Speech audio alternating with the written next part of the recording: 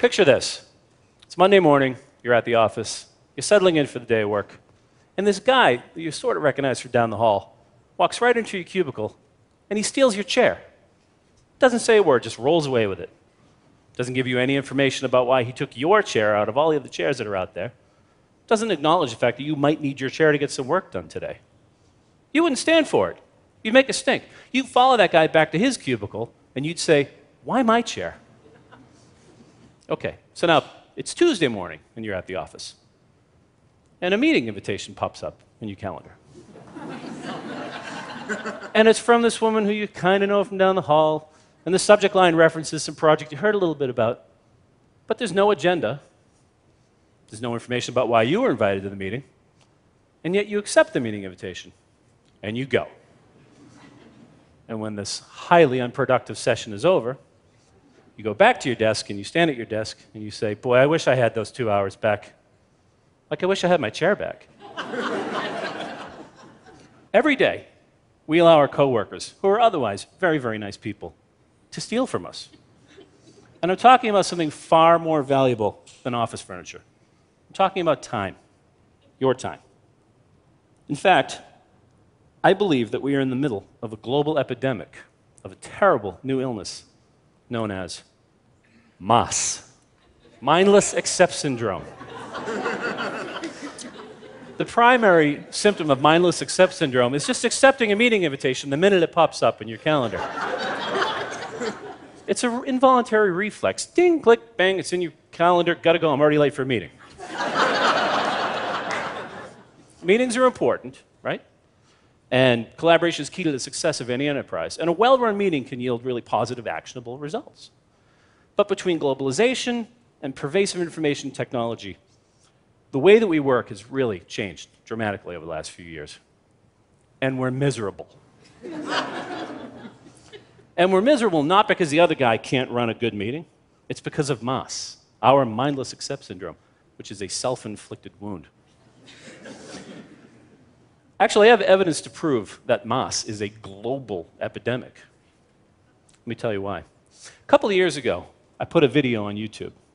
And in the video, I acted out every terrible conference call you've ever been on. It goes on for about 5 minutes, and it has all the things that we hate about really bad meetings. There's the moderator who has no idea how to run the meeting. There are the participants who have no idea why they're there. The whole thing kind of collapses into this collaborative train wreck, and everybody leaves very angry. It's kind of funny. Let's take a quick look, just a little. Our goal today is to come to an agreement on a very important proposal. As a group, we need to decide if... Hi. We just joined. Hi, it's Joe. I'm working from home today. Hi, Joe. Thanks for joining. It's Dave Grady. I was just saying we have a lot of people on the call, a lot to get through. So we'll skip the roll call. I'm going to dive right in. Our goal today is to come to an agreement on a very important proposal. As a group, we need to decide if... Hi, you just joined? No? I thought I heard a beep. Sound familiar?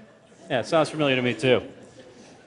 A couple of weeks after I put that online, 500,000 people in dozens of countries, watched this video. And 3 years later, it's still getting thousands of views every month. It's close to about 1 million right now. In fact, some of the biggest companies in the world, companies that you've heard of, but I won't name, have asked for my permission to use this video in their new hire training, to teach their new employees how not to run a meeting at their company. And if the numbers there, 1 million views and being used in all these companies, isn't enough proof that we have a global problem with meetings, there were the many, many thousands of comments posted online after the video went up. Thousands of people wrote things like, "OMG, that was my day today. That was my day every day. This is my life." One guy wrote, "It's funny because it's true. Eerily, sadly, depressingly true. It made me laugh until I cried, and I cried, and I cried some more." This poor guy said, "My daily life until retirement or death." Sigh. These are real quotes, and it's real sad. The common theme running through all of these comments online is this fundamental belief that we are powerless to do anything other than go to meetings and suffer through these poorly run meetings. live to meet another day. But the truth is, we're not powerless at all. In fact, the cure from us is right here in our hands. It's right at our fingertips, literally. It's something that I call no mas. Which, if I remember my high school Spanish, means something like, enough already, make it stop. Here's how no mas works. It's very simple, okay? First of all, the next time you get a meeting invitation that doesn't have a lot of information in it at all, click the tentative button.